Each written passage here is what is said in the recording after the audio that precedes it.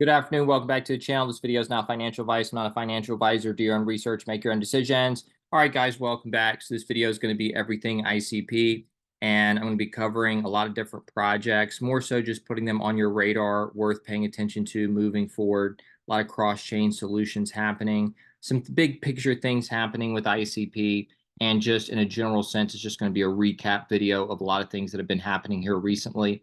And I do just want to say, I know I've said this a lot here over the last couple months, but a big reason why I've kind of pivoted my content to other things internally, just within the community, is because big picture with ICP, guys, this is the most perfect setup I could ever imagine. And I have no idea what's going to happen with the market over the next week or two. But if I'm looking at like the next 5 years for ICP and all this moving forward, I could not have dreamed of a better setup. And I know that certain people might look at ICP's DeFi and compare it to other DeFi and say, oh, well, this should be somewhere else or this should be further along. I've never looked at things like that. I've always looked at ICP as playing its own game and taking its own path. And through the world computer big picture vision, the Web 2, Web 2.5 to Web 3 type transitionary outlook, this is as beautiful of a setup as I could have ever dreamed. And there are more things that are happening like on a week to week, month to month basis that even tee it up more perfectly for ICP. A good example of this is runes. Now, who knows what's going to happen big picture with runes, the fungible token standard on Bitcoin? Maybe it turns into a token standard and a protocol that's used more widely over a longer period of time. Maybe not. I have absolutely no idea. But regardless, if there is going to be a fungible token standard on Bitcoin and a non-fungible token standard on Bitcoin that is used for other use cases in the future, more permanent use cases, if that is going to be how this plays out, then I'm glad I bet big on ICP because ICP has that functionality and it can have compatibility with runes, with BRC20, with ordinals, with Bitcoin, with Ethereum, with all these other networks as well. And so it really is the everything play. 3Doc made a good post about this. I think it was yesterday or the day before, that just being an ICP and betting on ICP allows him to be in so many other plays where that wouldn't be the case if he was betting big on a different network that didn't have the same type of functionality and compatibility with other networks. So I could not have dreamed of a better setup here. I'm going to be talking about that some in this video. I also want to just put some projects on y'all's radar that are worth paying attention to and that are tying in this whole multi-chain, cross-chain solution, interoperability, everything. But first, I just want to go over some things with the channel, just because it's a very fluid situation with the channel. And yeah, I don't know how to say that any other way. I haven't thought about the next, in a general sense, I've thought big picture, yes. But as far as like my own personal stuff on here, I'm just playing it by week, by month. For the most part, guys, this has always been something that I did out of necessity. I felt like it was necessary to do it. And so in the future, it'll be a similar thing where the things that I do will probably be more so out of, I felt like it needed to be done, as opposed to like, I don't want to be an influencer. And, my goal in the future is just to really help out with things, not to be an influencer. So, yeah. And because just giving my honest thoughts here, when I interact with a lot of the audience, I just know that there's too many smart people here for me to be doing the majority of the talking in the future. Like, I understand that this is the way that it is right now because I created a channel. But in the future, I would like to see more people become more vocal and more active. There's just way too much intellectual capital here. I mean, too often people are looking at me for like the answers for certain things. And in all reality, guys, I'm asking a lot of people. I'm asking. There's a lot. I have a lot of smart people that I ask questions to, and so over time, I would like to see more people, to the degree that they're comfortable in whatever capacity that they would want to, become more active, more vocal. And that's already starting to happen. And I think that's great. But I will say that oftentimes the people who probably should become more active and more vocal don't want to. But the people who are just trying to promote themselves and look for their next grift are the first ones to raise their hand, you know? And so we need more people that do it because there's a need for more rational, knowledgeable voices in the space. All right. So, and for those of y'all who want to fill that role of being like just a more rational, credible person in the space, there's no competition. There's no competition because all the competition is with the grift. There's no easy money, quick and easy money, just being a rational, credible person in the space. There's not, trying to show every next thing for a quick payout. There's no competition there. So it's like, guys, I want to explain something really quick. So the channel has brought me the most valuable like resource that I could ever imagine. And it has nothing to do with any type of a payout I got, but I have good relationships with so many smart people today that I wouldn't have had I not done this channel. And I can't overstate how valuable that is to me. Like there's no price, like I couldn't even I can't overstate how valuable that is to me. And so that's where I'm going to spend the majority of my time in the future because that's the most valuable thing that the channel has brought me is just relationships with a lot of very smart people. And so it might be worth thinking about that moving forward. Like, what are you really trying to accomplish? Like, what's the real objective here? Because for me, I would argue that having good relationships and some degree of credibility with a bunch of very smart, knowledgeable, in the know people, like if you're here right now and you understand ICP, you're kind of in the know relative to the rest of the population and relative to the rest of crypto. So you're the first ones here. You're going to have all the opportunities that the first people would have. I know some of y'all still don't see this because I think it's just so early, but I think that I think people will see it over time. And there's just every imaginable opportunity like right in front of you if you want it. Okay, so I do think it's time to give credit where credit is due on the Sentinels.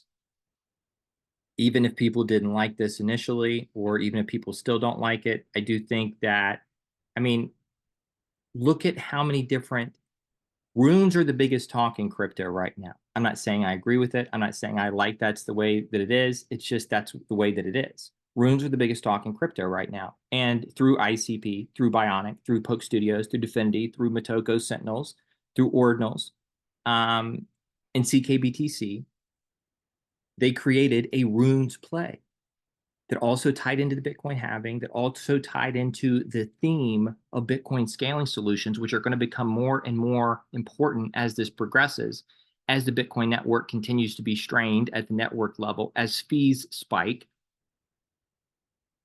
The talk around Bitcoin scaling solutions is only going to increase. And so the fact that right now, runes are the talk of crypto, and there's a runes play through ICP, it's also tied into Motoko, it's tied into gaming. This was, and guys, if we go back, yes, I had that initial frustration. It was more so, I would just call it confusion on my end. I didn't know what the hell's going on. I mean, again, I know people think that like I'm in the know, but I'm not. But so I was just confused. And I think some other people were confused. And I think even after the confusion was cleared up, some people just don't like the idea, and that's perfectly fine, right? To each their own. All I'm saying is that there's a lot going on with this, and this could become a very successful collection. And on top of that, I mean, guys, when we go back, even during the frustration, I openly said that I would be happy to pay 5 times over the whitelist. So that's $160 per Motoko Sentinel just to ensure that I could get some. So I was not delusional about me thinking that they could do well, especially because they're launching on Bitcoin. You just have to take into consideration, look at how much bigger Bitcoin's market cap is than ICP's. So they're launching in a much, much, much wider pool with much, much, much bigger liquidity. So this could be very big. And it just further highlights the importance and the differentiation with ICP because it has all of this functionality that none of these other networks have. Now, on top of that, too, with everything else, yes, I just accept that hybrid solutions are a part of the time period that we're in.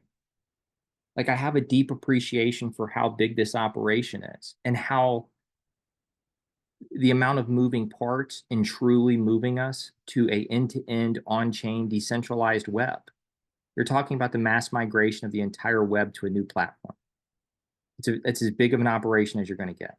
And so while I'm not a fan in a general sense of hybrid solutions, I understand that that's the period that we're in right now. And as this moves forward, I just see more and more things trending to the on-chain model and the hybrid solutions largely serving as a gateway to the end-to-end on-chain model. They're the bridge technologies, more or less. And when I say bridge in this context, I'm more so referring to the technologies that get us from point A to point B. All right. So again, I think that, and the great part about this, guys, is that with the ICP thesis, you'll be able to see whether or not it's trending in the right direction. Like as the months pass, every 6 months, every 12 months, you'll be able to see whether or not they're trending in the right direction. Like over the next couple years, again, I expect to see some Ethereum-based projects migrate to ICP. I think to some degree we've already started to see that.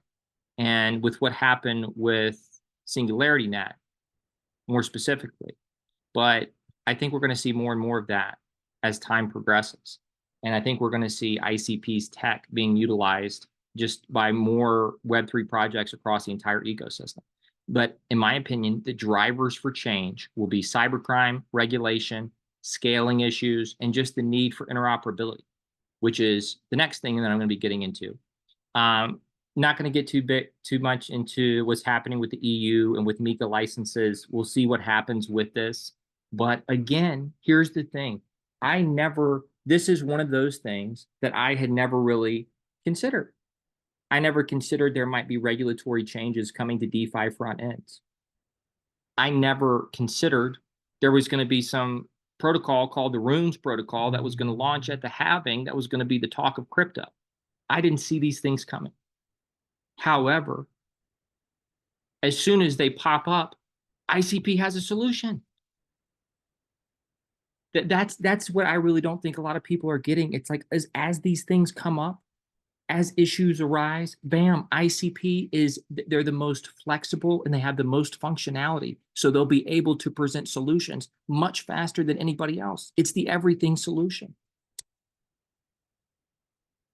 And then we saw Uniswap get hit with the notice from the SEC. So we'll see what happens on this. But if there is regulatory changes, see, the thing about this is, guys, it is essentially the case that's being made is they're not decentralized, because regardless of how their tokens launch on Ethereum or whatever it may be, they use centralized infrastructure for pretty much everything else. And so the argument could be made, you're a centralized entity, so you should be requiring KYC. If you were truly decentralized, maybe this would be an issue, but you're a centralized exchange based on all this different criteria here. You clearly have you have the end all be all because of how you have your entire application set up. This is not decentralized, and so you need to require KYC, right? And so ICP1 offers an option for them to truly decentralize their model through DAO governance, right? So that's one. But on top of that, too, you're going to be able to implement zero knowledge proof KYC. So it's things that I didn't even see coming that happen ICP is still positioned perfectly. And it's like these are some of the biggest problems in the space. All of the biggest problems in the space, it's like ICP has solutions for it. These are just some projects I want to put on your attention. I'm not going to be doing deep dives into these projects right now. It just, they all tie into the same thing: interoperability, cross-chain solutions, timely solutions to big problems in the space.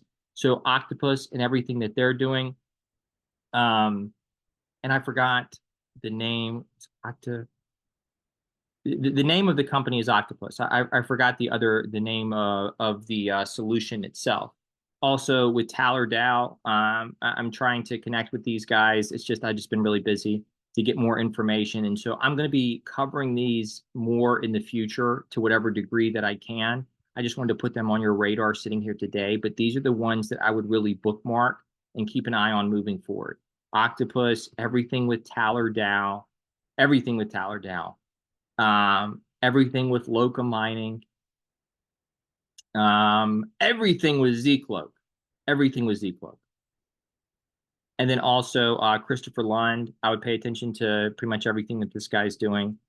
And then with them just adding support for Threshold Schnorr and for EDDSA.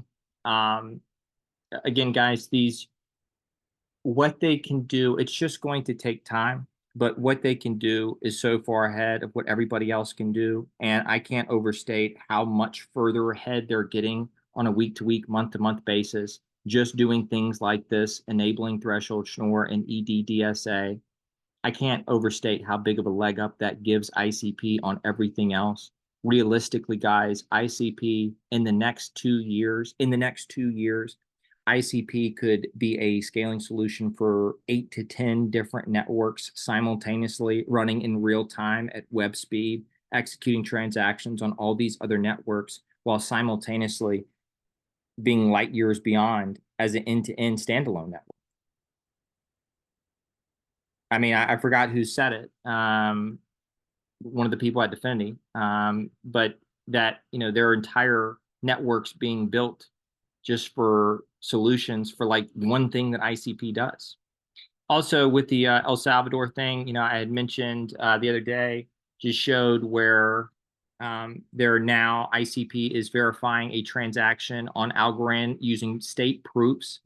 More talk about ICP in El Salvador. I do think this would be a perfect fit, and we'll see what happens with this, but I think CKBTC would be a perfect fit, guys. And back to an earlier thing, one of the drivers of change, leaked personal data, over 5 million. El Salvador is apparently linked to the Chivo wallet. We talked about this in my prior video about Bitcoin scaling solutions, and any type of Bitcoin solution that's not end-to-end on ICP, they're not going to be able to have a truly decentralized model because the governance framework isn't in place, because they're not a full stack solution. It's just literally every time I open my, guys, this is all recent, okay? This is all recent. Chivo wallet in El Salvador having issues, right? Runes just coming out of nowhere, and ICP also having a solution. The EU considering regulatory action in regards to MiCA licenses. Like, all these things are just recently happening, and guess what? ICP. It's like they're the everything solution. I can't overstate the degree to which the stars are aligning. So we'll see what happens if anything does happen in El Salvador. But guys, look at the bigger, broader global trend that we don't talk about very often, which is the collapsing fiat currency system. Okay, the Turkish lira went to zero against Bitcoin, I guess, or as close to zero as it could possibly get. And House of Canister showed this about a week or two ago. This was a couple weeks ago. How, and this was a new proposal, but adding a new Forex source, the Central Bank of Turkey. So we'll see what, if anything, happens with this. This was from WEF. New technologies are helping identify sophisticated AI deepfakes. This is only going to trend more and more in the direction of there needing to be solutions for AI. You're not going to know what's real and what's not on the way. I mean, guys, everything happening is bullish for ICP. Okay. That's really what you need to get. And I have no idea when the market's going to move. For all I know, the market's going to dump right back down. No clue what's going to happen with the market. I'm just saying everything else happening is just painting the perfect situation for ICP. Main themes: identity, zero knowledge proof, KYC, AI, front ends, DeFi, regulation, and cybercrime are the themes that will take us to an end-to-end on-chain model and the collapsing fiat system. This is a non-sustainable thing, and it might have seemed just like a talking point when Dominic first started bringing up cybercrime, but now I think that like almost every time when you're getting on social media, there's some new exploit, some new hack that happened. This is only going to move further and further in that direction. And when you add AI into the conversation, it just creates the perfect scenario for ICP. And so that's what I'm looking at right now. So I would recommend checking out these different projects that I went over. And, you know, if you have time, guys, it's like do your own research, man. Learn. There's lots to learn. Don't just think that just because, okay, I kind of generally understand ICP now, and then just like become very lazy on like your own personal research. There is always, always, always going to be demand for people who understand ICP and can explain it to other people in a normal way to where a normal person could understand it. And so if you're going to pick up a topic to research and to learn more about and just to be a knowledgeable person on, ICP is the one to do it. Guys, I was telling people I knew this like over 2 years ago.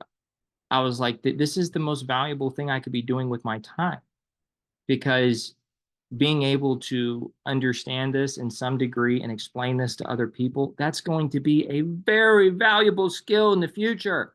And it is. And I really wish more people would see that. I really wish more people would see that. But everything looks great to me, guys. Not financial advice. Do your own research. That's what I'm looking at. Let me know if you need me for anything. This is not financial advice. Just wanted to go over that, do a general update. That's it. Take care. Have a good day. I'll see you in the next video.